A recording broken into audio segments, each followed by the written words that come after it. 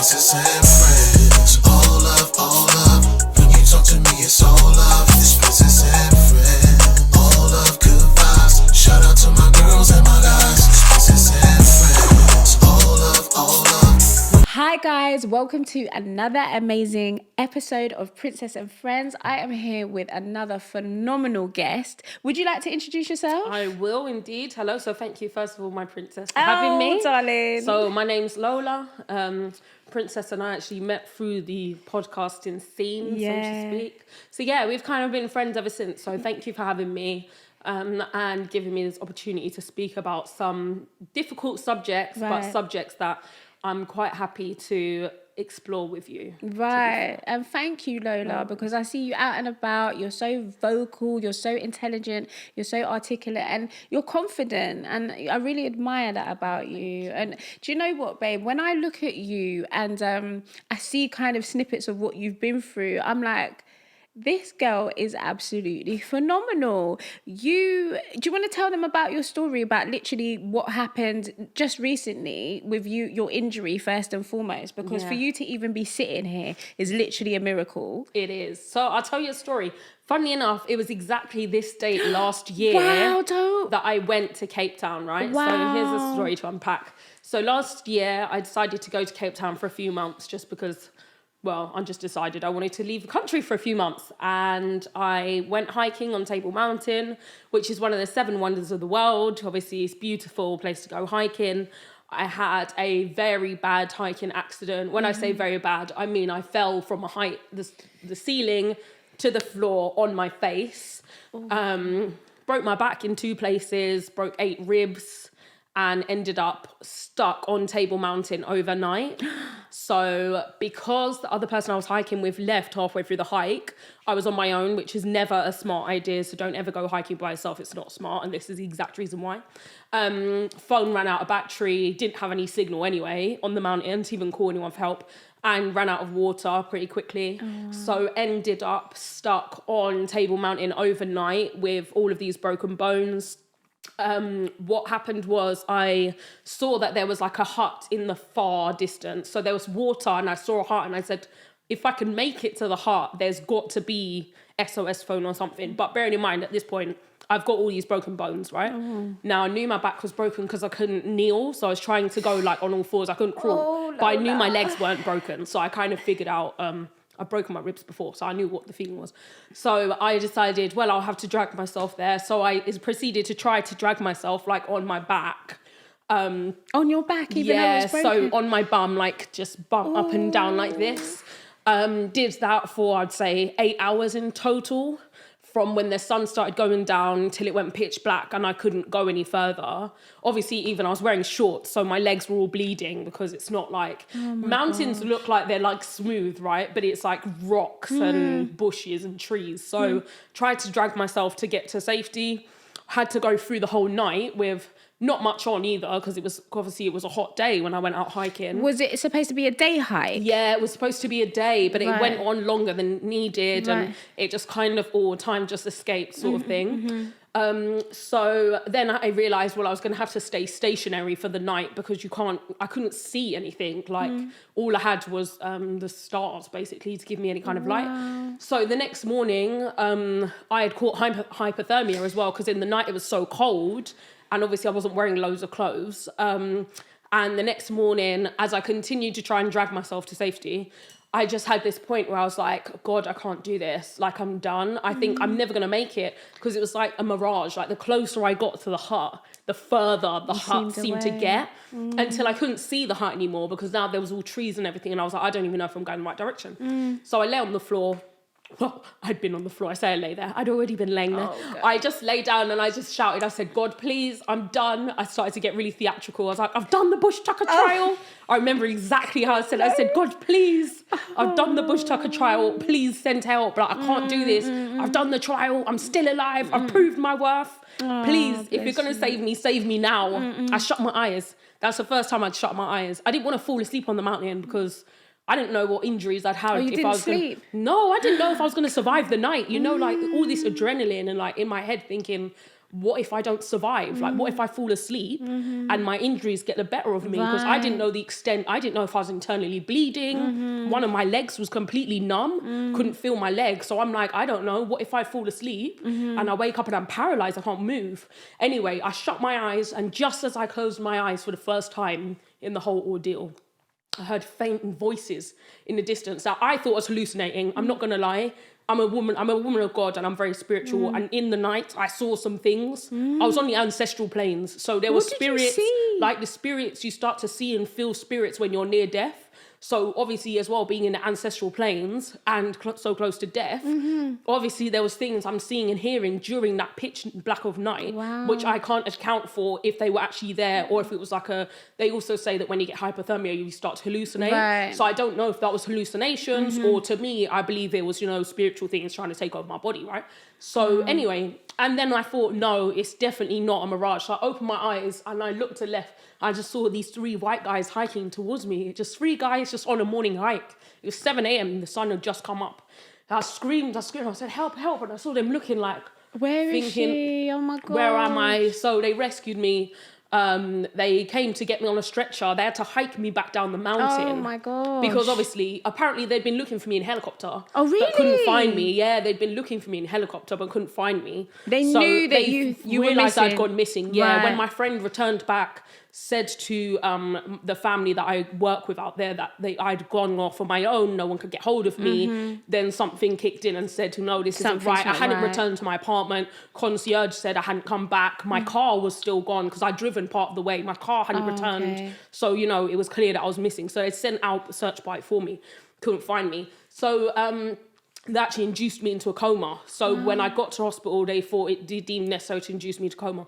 So they Why induced was me that necessary? because they realised I had hypothermia. I Okay. was going from freezing to boiling hot, and I was starting to apparently have some sort of like convulsions and fits, and I couldn't stay awake. So they kept saying to me, "Ma'am, hey, stay awake." They were like clicking in my face and all this, and I'm like, no, because at this point time. you'll realise Yeah, you're saved, don't yeah. you? It's like, I don't want to stay awake. I've been awake all night, hoping that I don't get killed by like a baboon or something Oh on the my mountain. God, You know what I mean? I Like all forgot night, about I'm that going as through all well, this shit in my head. Like, I don't want to be awake now. I'm in the safety of an ambulance. So I'm like, no, now's the time to sleep, right?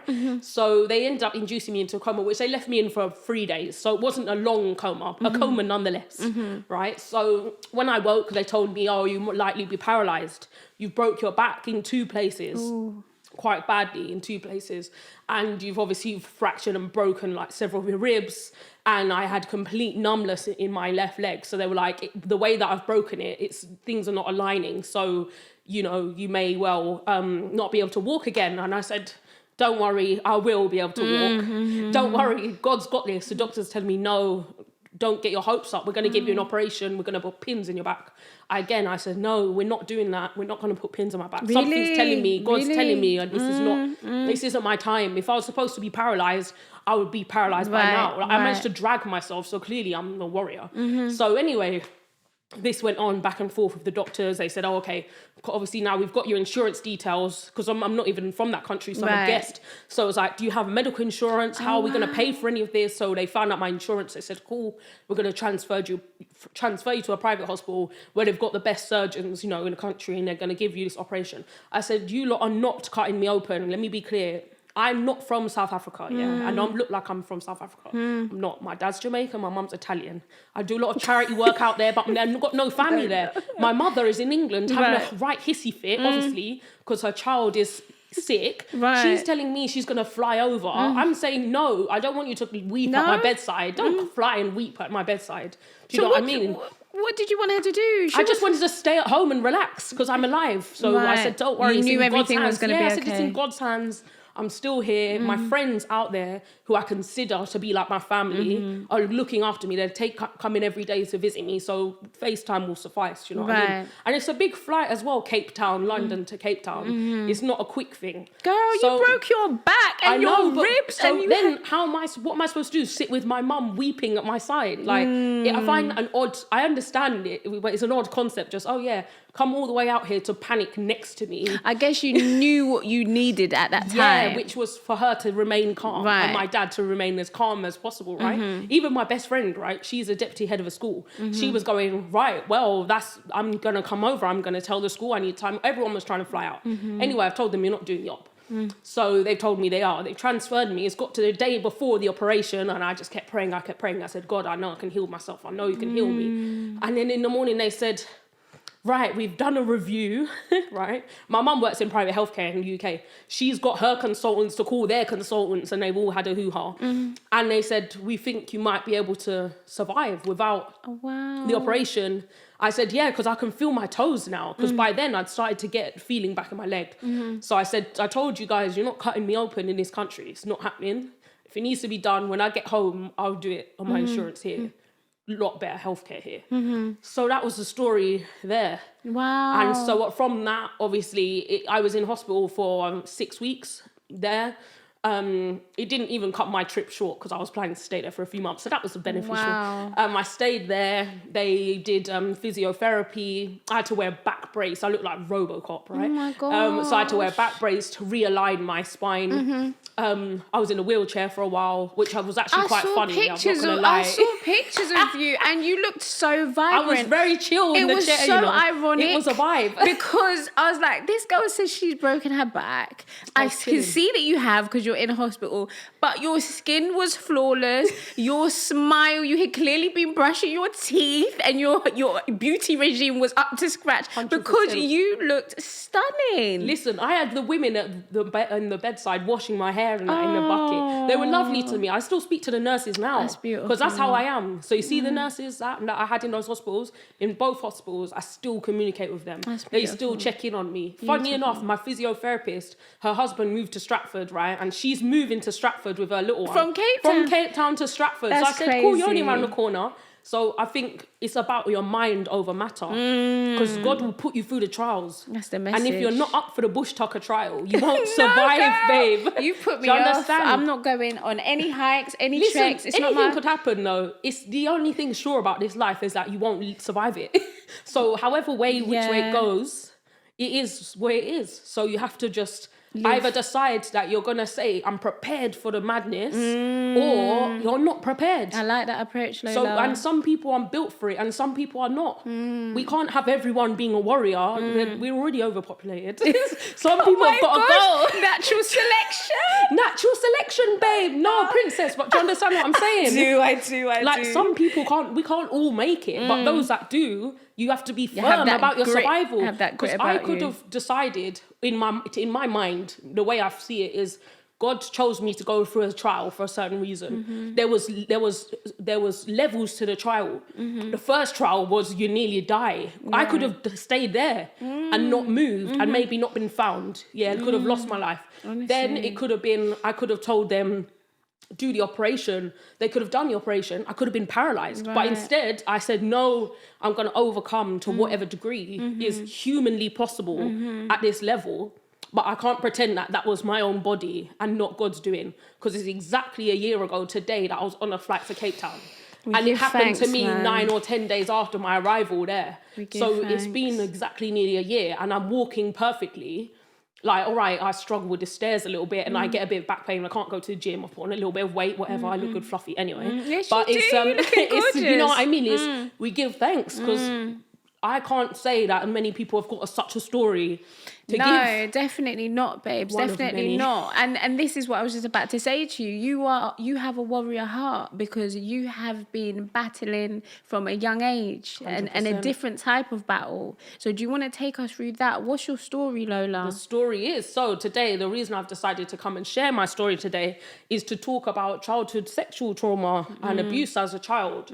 I think that is something that I've noticed as I've got older that is extremely prominent, especially in the Black community. And especially if you're West Indian culture, that is not spoken about. It's obviously it's extremely taboo. And there's also this nature of sweeping things off under the carpet. Facts. So if something comes to light in a particular family, it seems that people are being told not to tell anyone what happened. Right. So personally, myself, The reason I've chosen now as a pivotal moment to come forward is in 2021, I was going through a lot of mental health difficulties and traumas. We're in the middle of COVID. Right. I'd had a messy breakup. I'd moved into out of my home with my partner because we'd broken up. I moved into my own place. I was drinking a lot. I was doing a lot of drugs. I was just doing the wild child thing, right? And I was also going through a lot of mental trauma because my uncle, who's the person that put me through this as a child, had returned back into my life.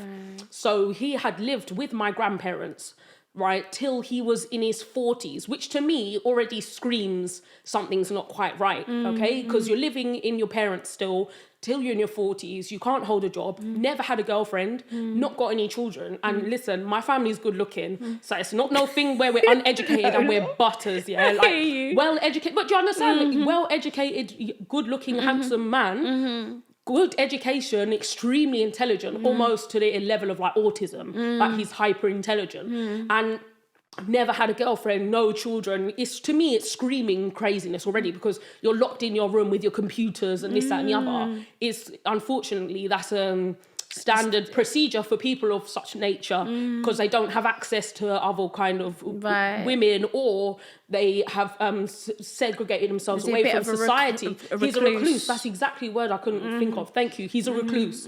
So to me, that's already showing the signs of something dangerous could happen, right? So having gone through this for years with an uncle, and unfortunately my brother as well, who does not want to discuss it. I understand. Of course, my older brother don't want to talk about it. It's caused a lot of issues even in our relationship as siblings. It's just us two. There's no other siblings, right? Right. So it's just me and him. We're very close in age. So my birthday is the 9th of August. His birthday is the 15th, but he's 2 years older. Right. So we're like almost like twins kind of thing. Both Leos, both very strong. Leo gang, come on. We're both very strong characters, right? So both of us have gone through this, and we're the last grandchildren in the whole family. Right. So my parents had us in their 30s, their late 30s. Right. Everyone else had their children early. So I'm the youngest grandchild, right? So having gone through this for years, eventually my grandfather's managed to kick him out of the home because he's causing so much tension. Granddad didn't get on with him. My grandparents still were married together. And so I hadn't seen him for years, which was wonderful because I didn't have to hide this. And when I'm going to visit my grandparents, pretend everything's all right and whatever. That's tiring. It's exhausting. It's absolutely exasperating. I can't think of anything more draining mentally, even physically, because you try to prepare yourself knowing you're going to see this evil demon and you try and pick up all your warrior strength and say, right, I'm ready. Second you go in the house and you see that person, it's soul destroying. Do you understand? It crushes you. And then you have to maintain faith the whole time, almost like an actress. Like you have to be fake and pretend, even though everyone knows you're not cool with the person, you have to be polite and this and that, and it's hard to maintain Who posture. put those standards on you? Who made you feel like you had to be cordial with your abuser, or did they didn't know about it? They didn't know. Right. So yeah, this is all the build up to how they found out. Right. So in 2021, my uncle came back around. So my grandmother, unfortunately, God rest her soul, she passed away in 2016. And my granddad started to suffer from dementia and Alzheimer's, doesn't remember kicking out my uncle. My uncle's an opportunist. So he's decided he's going to move back into the house without telling anybody, right? And my brother has got a son. So my nephew, my dear, beautiful nephew, me and my brother had always had this understanding that at least my uncle would never see our nephew, right? But now my brother's gone to visit granddad with his little one, walked into the house, and now my uncle's there. So obviously he's had a kerfuffle with him. He's contacted me, let me know. I'm then gone into complete meltdown. Did your brother confront him at the time? Yes, my brother's confronted him, fully confronted him, effing and blinding. My poor nephew was only 4 at the time. He's crying, didn't have a clue what was going on, but he's like, get away from my child. There was this whole hoo-ha. Funnily enough, my parents then arrived because they were also visiting the same day. My parents have arrived, and then my dad has kicked my uncle out of the house. Right. Now, the reason I think this is pinnacle is because to me, everyone knew there was something wrong with the guy. Nobody wants him around. Everyone thinks he moves dodgy. He'd been kicked out of a wedding before for taking photos of a young girl at a family wedding. So there were signs. There was red flags waving like no tomorrow. Do you understand? So there has been signs, but nothing has been confirmed. So anyway, he's been kicked out. I've been notified of this. Then I felt non-protected because I'm like, then my parents know. So now I'm thinking my parents must know. Anyway, I've had a spiral. Like I said, my mental health wasn't good. I was drinking a lot at the time. I've ended up having a full meltdown. I ended up getting sectioned, right? Wow. So when I was sectioned, that's a story I'm not going to go into. It could take hours. When I did get sectioned, I ended up telling them at the time when they sort of took me into their care that, you know, I'd been through this situation and these things were going on, and it was clear to me that it was such a build-up of a massive build-up. Yeah, I was 27 by this point. There was a huge build-up of all this stress and this hiding, and then he'd seen my nephew and my brother was struggling with it silently, and we'd all been struggling with our own battles. So I had this breakdown, and that's when it came out to my family. So it's then come out to my family. The police have obviously said, look, it'll be best to notify a family because we think you should take this sort of further. Right. So I decided, you know what, yes, I'm going to take it further and I'm going to have him arrested for it and questioned. So when I did come out of the hospital, they then asked me to come back and do sort of an interview. So that was 2021. It's now 2024, and now he's got a trial that's set for this time next year.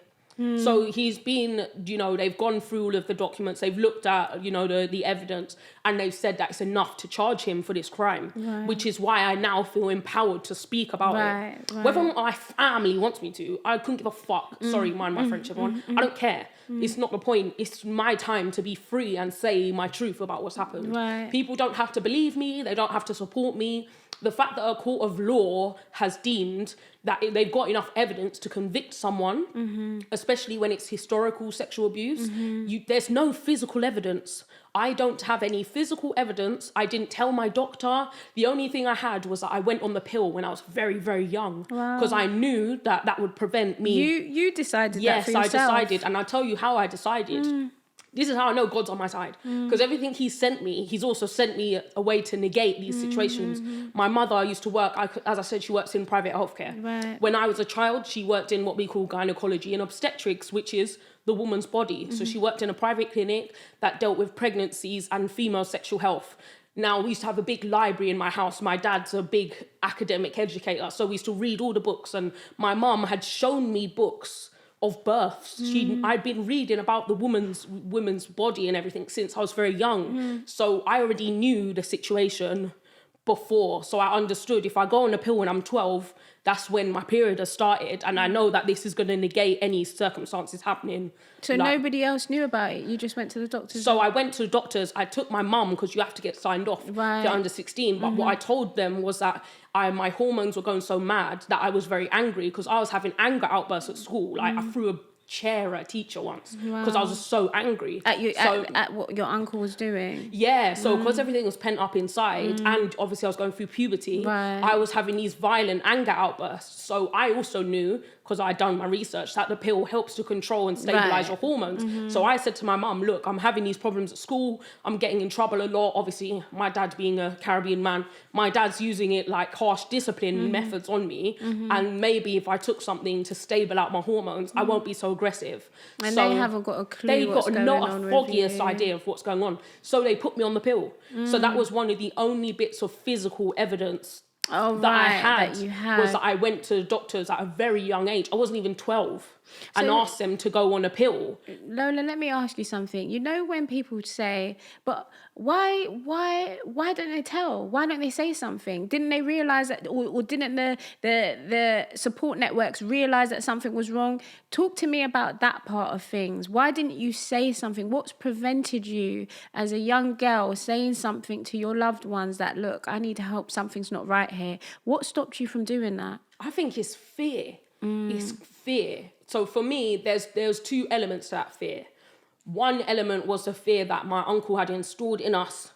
So he's physically threatening us if we tell. No one's going to believe you. He's going to beat us, all of this. So he's giving us threat of violence. And these are credible threats because he's done it before. So there's first of all the fear that if you tell, you're going to get in trouble from him. No one's going to believe you because you're silly little children, you're making up lies. And then I also had this other fear, unfortunately, of my dad, where when I was in primary school and I was also going through these issues, right? like I said, all my cousins are a lot older than me. So one of my older cousins, she's about 15 years older than me, right? One year she came over for Christmas. I was a bit sad. I started crying on Christmas Day and my cousin said, oh, Lo, what's going on? So she's asked me and I said, oh, I'm not enjoying school. I knew what it was. My uncle was there, so that's why I was crying. But I couldn't say. She's gone and told my dad, look, Lois is upset at school, And instead of my dad coming and asking me what's wrong, my dad beat me in the evening because he's like, why are you letting people know you're upset? Why didn't you come to me first and say you were upset about something? So I'm like, okay, so I have no protection then. What you're saying is every avenue I go, I have fear of violence. So if I tell, I'm going to get violence from you and your brother. So whereas to me, there's a lack of protection. I'm not feeling like I respect you enough to feel open to talk to you. Instead, I'm scared that if I tell you something you don't like, I'm going to be in trouble because of something, or you're going to think I'm lying. It's a valid fear. So it's like, it's this God's fear with everyone around you. It's like, okay, everyone is showing you and telling you that if you do something wrong, they're going to inflict violence and pain onto you. Therefore, you go with what's the lesser of two evils. So you continue this, and if you do this with your uncle, he won't do that. So you just go with what is the lesser of the painful options, unfortunately. And I think we didn't have didn't feel an safe. environment. No, we didn't safe. have an environment that we felt safe to talk to our parents about what was going on. And it's even sadder because my mother went through a lot of abuse when she was a child. Funny enough, me and her actually have a podcast coming out. Oh, amazing. Yeah, Daily When Mail. Is it coming out? It's coming out in the next 6 weeks because it's Daily Mail's a big one. Amazing. So the Daily Awesome. Mail are doing a podcast That's about us. dope, So yeah, we get into Lola. some things on there. We don't get into this, but we get into some other things. Amazing. So that one will be interesting. And that was created with the intention that people talk to their parents about things they haven't felt comfortable to when they were younger. Right. So for me, that was a big weight lifted off my shoulders. But it's very unfortunate that when we were children, we didn't feel we could do that. And because me and my brother were so close, we kind of just made it our pact to protect each other from things So rather than... you told each other what was going on. We knew, yeah, because we were both present at the same time Right. when things unfortunately were going on. Right. So we made it a pact to That's tell each other. terrible. And what's sadder about it is, so when we were at that age, we were privately educated for a period of time, right? Okay. And we get longer school holidays. So when everyone else gets 6 weeks for summer holidays, you get 9 weeks. So then both our parents worked. So usually we'd be at our grandparents for quite a period of time over the Right. summer, which gave him a lot of access to us. Whereas if we had maybe gone to normal school, there would have been lesser time. So it was kind of, because while we were there, our grandparents might be busy doing something else, they would leave us with And they him. trusted him. Of course. But to me, that was ludicrous because I could see that my granddad and him were always like butting heads. And my granddad used to always say something wasn't right with him. But he never said what. He was just doing the grumpy old man thing, right? And my grandma used to protect him so much because she actually had him while she was geriatric. So they had the first 3 children. And then there was a 17-year gap. Wow, 17 years. Yeah, and then she had him. So by the time she had him, she was quite a bit older. And Right.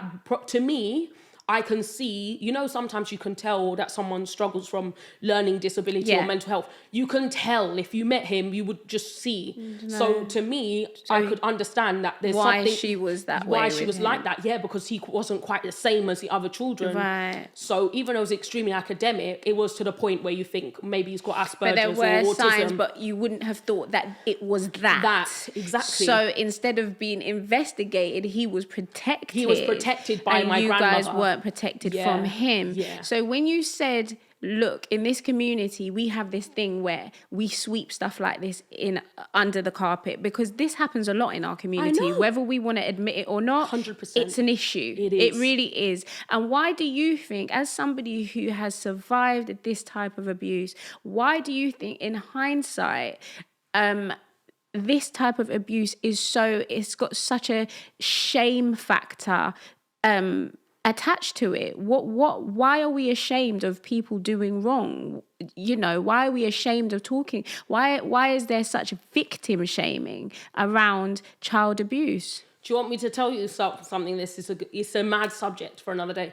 I think this can even root back to things like slavery. Right. People like to say, even if you look on Instagram, for example, is a prime example, and you see those posts on those pages where it's like, this family's been caught abusing child, and you look at the comments, a lot of people write this saying now, sounds about white. I keep seeing this same comment, sounds about white. So, oh yeah, of course, they're white people that did that. I even think it comes down to a cultural thing where you want to battle against other cultures and pretend that you haven't got, things going on in your own community that are going on. So if you look at things like that, we want to look outside of our community to who to point a finger at for why we can't act right. It's all because of this. It's all because of that. It's because this person Even did this. if it is because of that, It's still a problem We're today. still doing it. So it needs to be addressed in real time. It does. And it's interesting because the reason I chose to do this with yourself, as you know, is because there was a video circulating on Instagram. Right. And one of our friends put it up on their page, and they've got a big blog page. And I decided to comment on that post. So the young lady was talking to a mother at a podcast or something, American Girl. She's saying that she told her mother she was abused, and the mother said she didn't want to talk about it. And she said, don't want to chat about it. Then the host or something says to the mother, why did you say that? And she says, oh, because it happened to me when I was a child and I just can't talk about it. So I decided, okay, I'm going to comment on that post. And I explained that when I did come out and tell my mother, she didn't want to have a conversation about it, although she believed me, because she'd gone through so much abuse when she was a child. It was triggering to her to discuss. But this is not how you break the cycle. No, it's not. And I was just about to ask you, what about abuse do you think makes it so that the cycle repeats itself? Because it's often that we hear, this has happened to me, and in actual fact, this has happened to members of my family in other generations before me. So what do you think it is about the nature of abuse that then kind of stays within the family unit? What happens there? I think that you're stuck in that trauma cycle. So you know that you have those ancestral ties. So it's even if you think about things like like I said, my dad being quite physical when we were children, his dad was very physical. So even though he didn't like it, he's decided to continue that generational curse and also be like that. Whereas I mean, I'm not a mother now, but I know when God so gifts me to be a mother, I'm not very likely to put hands on my children. Or if I'm firm but fair, but I won't be taking off my belt and beating my child because I remember how traumatic it is. But it seems that our generation are breaking quite a lot of generational curses, although we're starting a few dodgy things as well. Don't get it twisted. You understand? There's a lot of things we need to nip in the bud now, but it's things like this that we can break the cycle, we can break the chain of these abusive things. I think even my mother, when she worked in gynecology and obstetrics, I started to work for her clinic when I was a teenager, and we used to get on Harley Street, we used to get quite a lot of Muslim young ladies coming to have their virginity reversed. So they lost their virginity, but and now they're getting married, and they've got to replace their virginity back because they know that if it's found out that they were not a virgin when they got married, they're risking violence or even, honor killings and stuff. So, but there's all these communities that are doing the same sort of torment and abuse but we need to be able to speak out on it, even if it means your family don't want to talk to you. Personally, half my family don't talk to me anymore. Why? Because one of my cousins, me and her were really close, so I was upset about that. She's just fizzled out and doesn't want to chat to me. Due to this situation with your uncle? Yeah. From when they found out... you've become the issue because you've been vocal. Now. Yeah, I'm the issue. So her mother doesn't believe me, apparently. She thinks I've made up for some sort of attention. I don't know what sort of attention you could gain from this. This isn't America. You don't go and sue people for $1 million because they did something to you. This is a legal criminal case, so someone's going to go to jail. It's not a matter of you. And is that what you want? Yes, 100%. For me, that would be the ultimate. For me, he's facing 15 years plus, which at his age, as it is quite significant. So it's like, for me, that would be the goal, is to put him away. because I also then felt this element as I got older that what if I'm not protecting him? What if I'm not protecting others from him? Because now that I don't know where he is, I don't know what he's doing. So what if he's gone and got a job in a school? What if he's got a girlfriend and the girlfriend's got kids? What if? And I started to go, no, this isn't sitting right with me, because now I don't know if he's got access to other young people. I work with young people. The reason I was in Cape Town is because I work in a school in Cape Town. I've been working there since I was 16. I've been going there and working. I've worked in children's homes in the UK. My parents had a kids home when I was a kid. We ran a foster home. So it was amazing, but it was even sadder because I knew we were running a foster home while all of that was going on in our own family. So that was a conflicting thing. And another reason why I didn't want to come out with what was going on, because my parents would lose their jobs as foster carers. We owned a care home. So you took that all on yourself? Yes, because I didn't want to sacrifice a whole family. I didn't want my grandma to find out. So I made sure I waited until my grandma had passed away. I kept saying, oh, then when my granddad passes, then maybe. But the breakdown came before that. I've still got my granddad today. So, I think it's... So what would you tell young people who have all the worries that you have and that have experiences or is experiencing something like this in real time, and they don't want to impact their family, they don't want to hurt anybody around them that they love? You understanding the sensitivities around that, what would you advise them? Go and try and get some therapy. That's the other thing you can do. I personally, before the breakdown, I had started seeing a therapist. I had only started to come out with the information because someone else that I was dating had told me they went through something when they were younger, and they empowered me to speak up my truth. So from the back of that, I started to go and see a therapist. I mean, I decided to see a therapist privately, but you can also see a therapist on the NHS. And if you're over 16, I believe, then there's no repercussions in terms of telling your parents. If you're a minor, then there is consideration that people have a duty of care to let people know. But go and speak to a therapist. If you want to send me a DM, send me a DM. I'll happily take you for a Nando's. Where can they find you, Lola? You can find me on Instagram. It's at Lola.Rose, ROSE, Blanc, which is BLANC. Oh no, it's underscore. Let me say that again. Yeah. Because it's Lola underscore, innit? Yes. Right. So you can find me at Lola, LOLA underscore Rose, ROSE, Blanc, which is BLANC on Instagram. You can send me a DM. I'll happily take you out for a Nando's. We could talk on the phone. There's several organisations that you can also talk to confidentially. Right. Some that are for younger people, some that are for older ladies. I'll put them in the links as well. Yeah. I'll put them in the links. There's organisations that you can speak to. And one last thing, Lola. So that was advice for the young people. What would you advise parents in regards to safeguarding their children from potential abuse, whether that be strangers or family within their home? What advice would you give them? So for parents, my advice firstly would be to open a space of trust and communication with your young people, with your children. Ask them the question, what's going on? Are you actually okay? Who have you spoken to today online?